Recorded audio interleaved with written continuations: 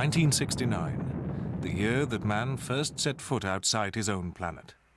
Altitude 4200. Houston, you're a go for landing, over. Pound and a half. Contact light.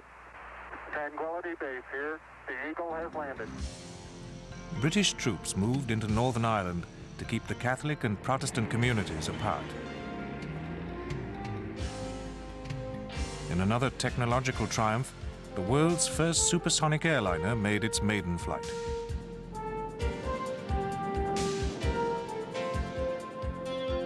And in total contrast, Queen Elizabeth II crowns her son Prince of Wales.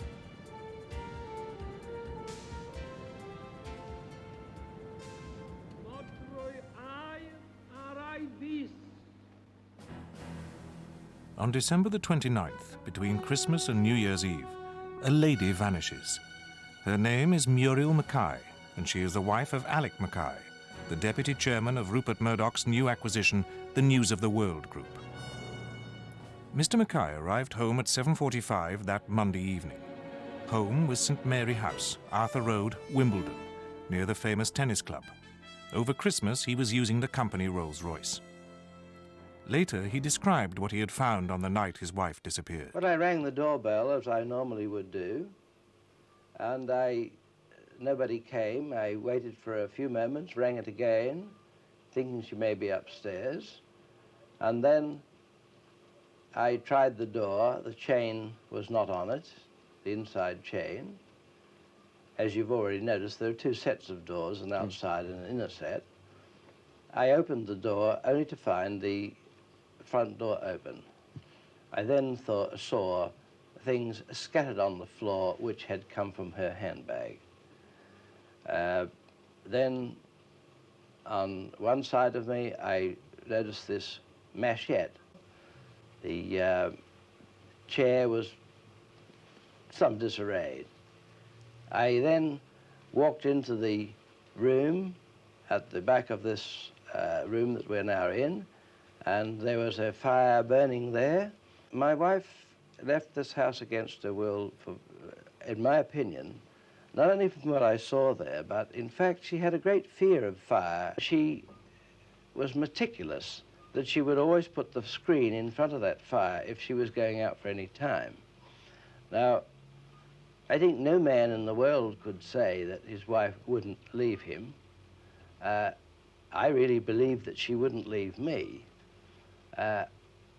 I'm quite sure that she wouldn't leave the dog in front of an open fire. After Mr. McKay phoned the police, he called the editor of The Sun, one of the papers under his control.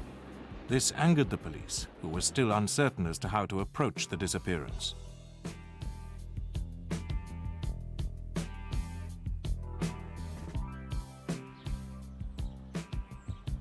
But just after midnight, a call from a phone box at Bell Common, Epping, reached the McKays.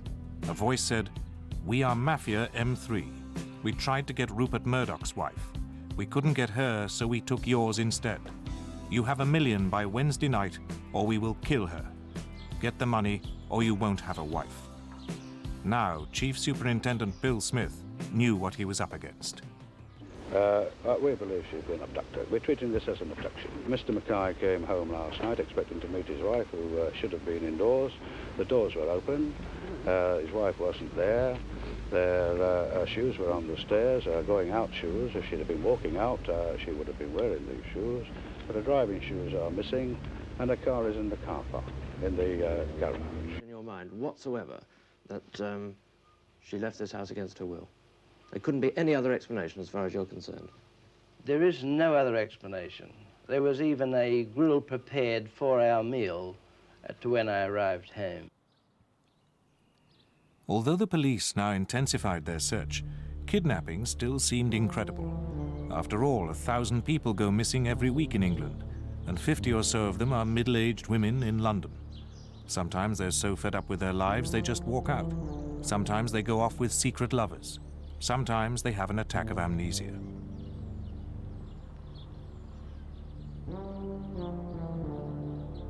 But up to that moment, not one of them had ever been the victim of kidnapping for ransom. Until Muriel McKay. The kidnappers called again to say that a letter from Mrs. McKay had just been posted. Did you get the money, they asked, and allowed their victim a brief word on the phone. The following morning, the promised letter arrived, scribbled all over the page, probably due to the writers being blindfold. "Please do something to get me home," she wrote. "I think of you constantly. What have I done to deserve this treatment?" The police decided to keep the contents secret, but to their fury, the papers all had it the next day. Mr. McKay was a newspaperman, and newspapermen believe in the power of the media. He encouraged his daughter Diane and her husband to go on the television news to appeal to the kidnappers. This again annoyed the police, who felt it would just lead to a lot of nuisance calls. Oh, please, just let my mother come back. There's no reason why she should be taken. It must be a crank, because to ask £1 million ransom is just incredible anyway. And my mother hasn't any enemies. She's happily married? Very happy. We're a very happy family and always have been. And, well, there's no reason. It's incredible.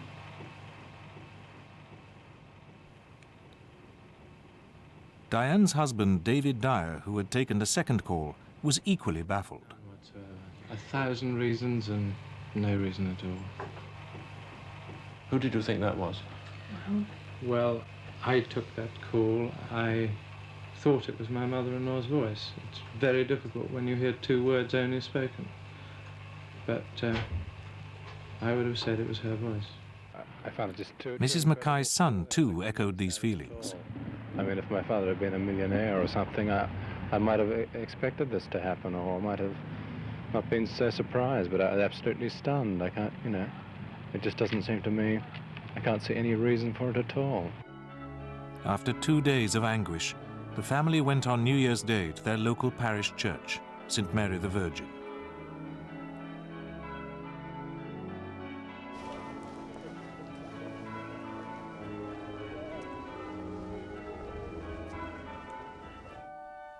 Superintendent Smith's main worry was that any move to trap the kidnappers could result in Muriel McKay's death. He and his detective inspector, John Minor, were desperately frustrated by the lack of any clear leads or instructions from the kidnappers as to how to get Mrs. McKay back. Well, I've got it all done.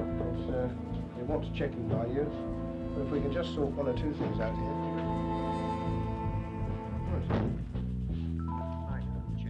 It's ready for your signature here. Yeah. And Sergeant Parker will... They led one of the largest teams of detectives ever assembled for such an inquiry, working from Wimbledon Police Station.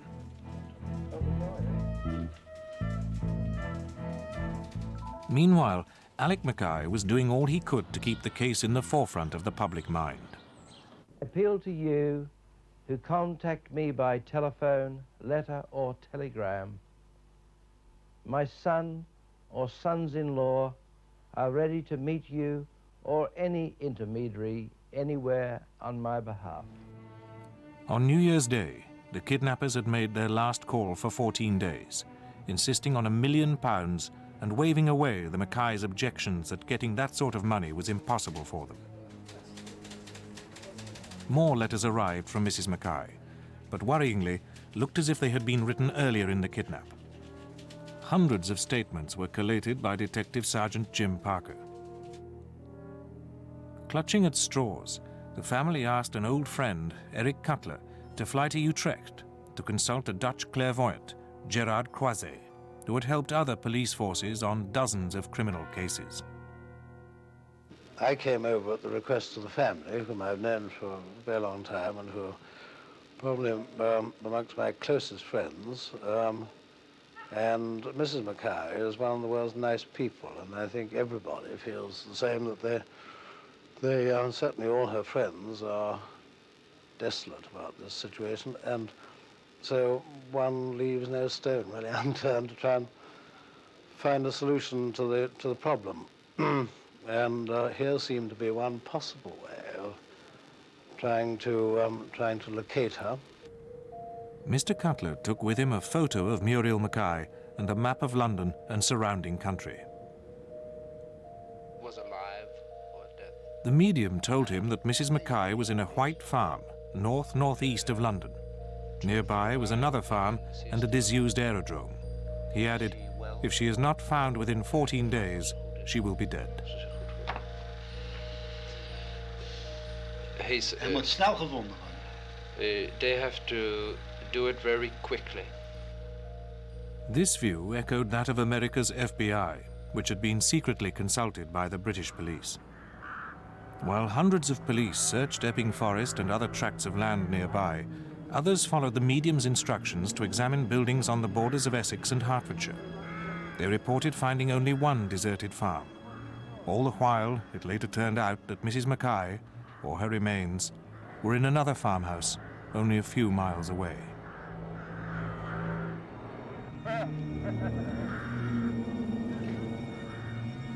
Crank calls and, worse, false demands poured in. This is the editor of a local paper, the Hornsey Times.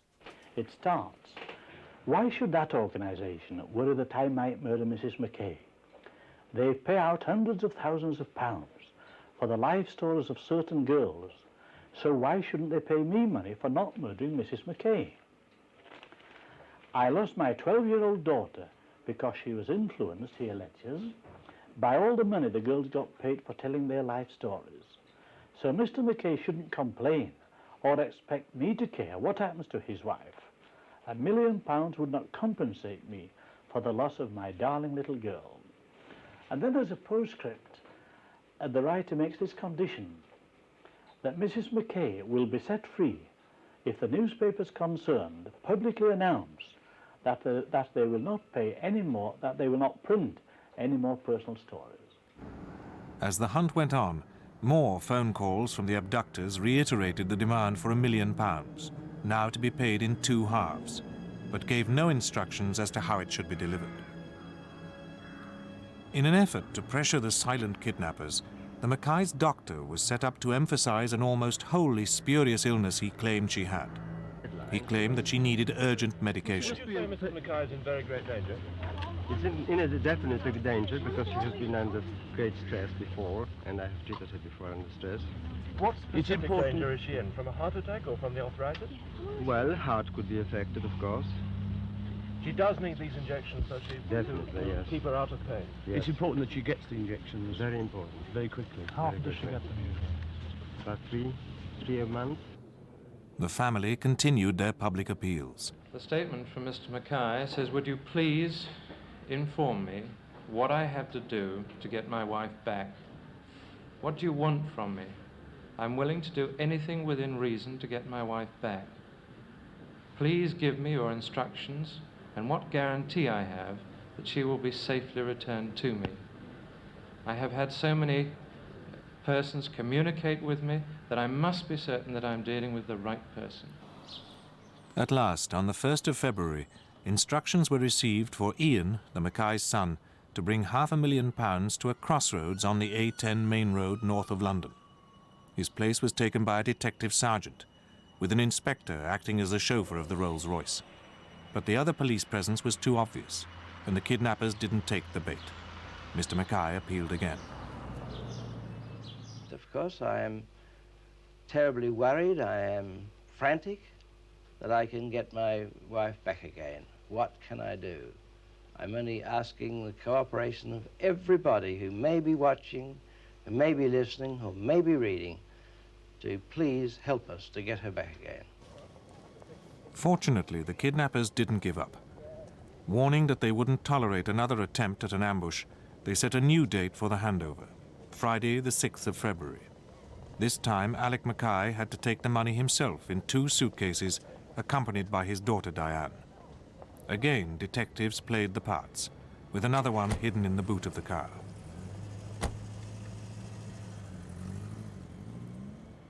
After going to several telephone boxes, they were ordered to go by tube to Epping and wait for a phone call at the station.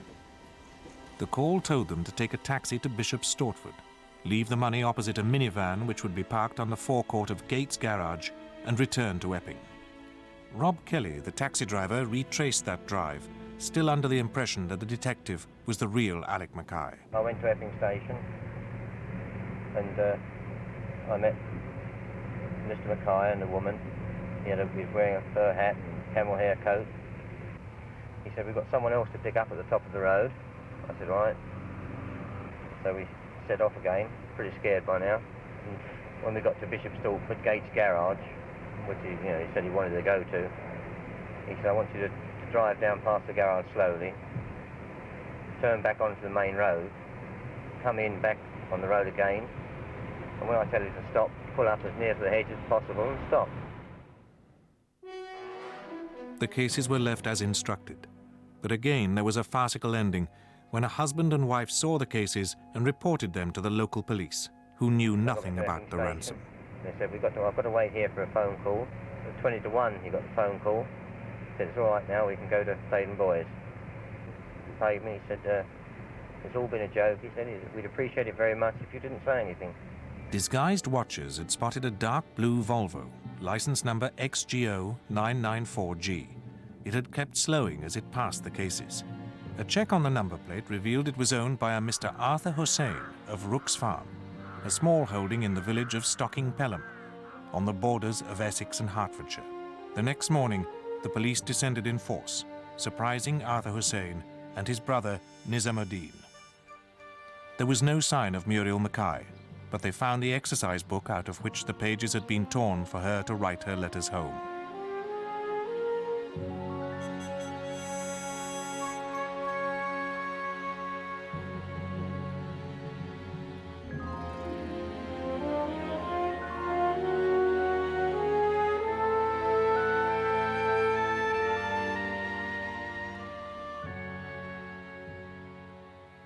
They also found another billhook, like the one in Wimbledon, a sawn-off shotgun, and a tin of elastoplast, identical with one left by the kidnappers at the McKays' house. And they found some paper flowers, like ones which had been left to mark the spot for the first abortive ransom drop.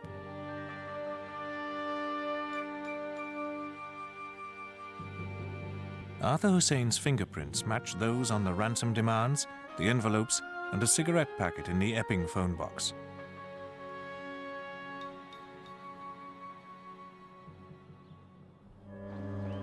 All these provided a direct link between the two Hossein brothers and the McKays' home in Wimbledon. The police had no doubt that they had caught their kidnappers, but despite an inch-by-inch search of Rook's Farm and its surroundings, they could not find any evidence that Muriel McKay had ever been held there. Initially, the police decided to charge the brothers for kidnapping and blackmail only. Arthur and Nizam Hossein had been born in Trinidad, the sons of a tailor who was an elder of the local mosque. Arthur had come to England in 1955 and worked with some success as a tailor's cutter above a jeweller's in Hackney. After a 6-month sentence for desertion during his national service, he settled in Essex with his German wife Elsa, whom he had met during his army service. Arthur's fanciful dream was to become a local squire, and he borrowed heavily to buy Rook's Farm in May 1968. He applied for membership of the local hunt, but he couldn't ride a horse or afford the subscription. Neighbours were swiftly antagonized by his arrogant and high-handed behavior, which became worse as his financial problems increased.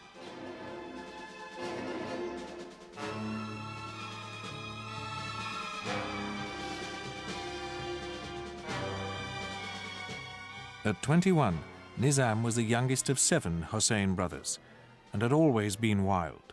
Weak-willed, he was easily led by the wily Arthur. The kidnap plot was hatched in October, when they saw Rupert Murdoch being interviewed on television. The talk was about the millions of pounds it had recently taken to buy the News of the World and the Sun. How could they get their hands on some of that money? Simple. Kidnap Mr. Murdoch's wife, Anna. The brothers followed the chairman's Rolls-Royce home. Now, as they thought, they knew where Anna Murdoch was to be found. What they didn't know was that the Murdochs were away, and that the McKays were using the Rolls. With Arthur's wife and children in Germany for Christmas, they had Rook's Farm to themselves. Ironically, the police had called twice at the farm in the 24 hours before the kidnapping. The first time they were making inquiries about an assault on an elderly farmer the previous week, but they couldn't manage to connect the Hosseins to it. The next morning, another policeman arrived at the farm, this time because Nizam had earlier complained that his brother had beaten him up in an argument over a girl. Nizam reassured them that it was all settled, and the police went away again. Later that day, the brothers set out for Wimbledon. How they got Muriel McKay, normally extra cautious, to unlock the door of the house in Arthur Road to them was never discovered. But once they were in, they made short work of any resistance she put up. It's known that Arthur carried the billhook hidden in a copy of the People newspaper, because his palm print was on a page found in the house. And the brothers were not likely to have been made any gentler by the discovery that they hadn't kidnapped Rupert Murdoch's wife after all. Despite the most careful searches of the farm and the surrounding countryside, the police never found any traces of Mrs. McKay. Local people spoke ominously of the hungry and savage dogs that the brothers kept.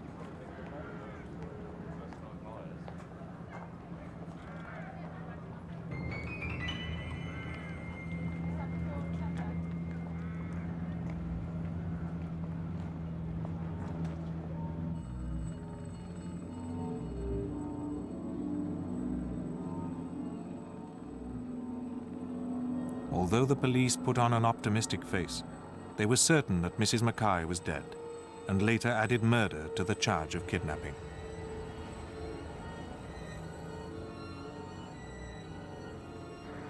Nothing at all today in the search? Nothing whatsoever. We've had reports that there have been fingerprints found in the farmhouse which you've connected Mrs. McKay. Is there anything in this, Inspector? No, I'm unable to comment on this.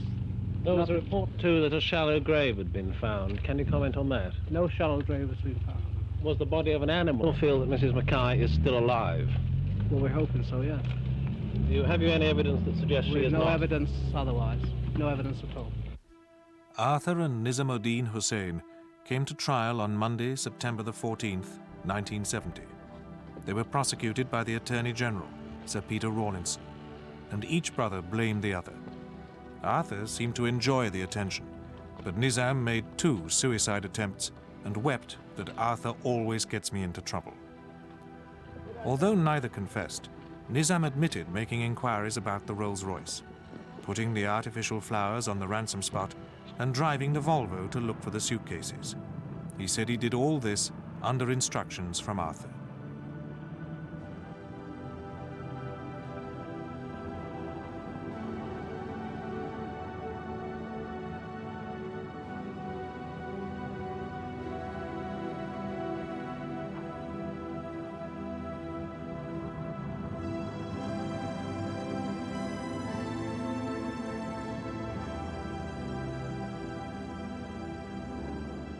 Found guilty on all charges, Arthur was sentenced to life imprisonment plus 25 years for kidnapping, plus 14 years for blackmail, plus 10 years for sending threatening letters.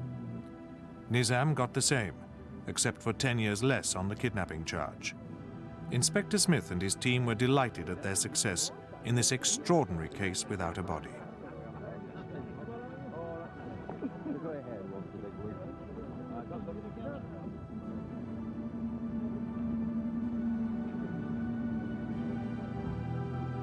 While the brothers were driven off to serve their sentences, a sad trio walked away from the courtroom.